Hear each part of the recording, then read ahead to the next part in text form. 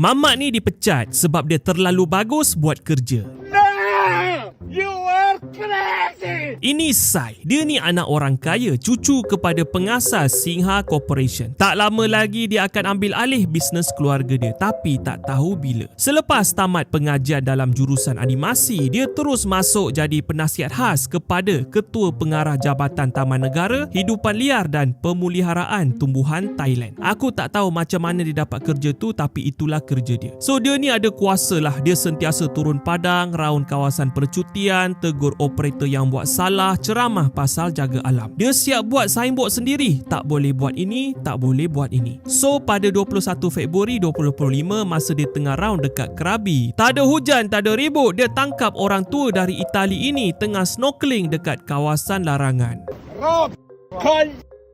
Can you stop doing that? Catch me to go up this.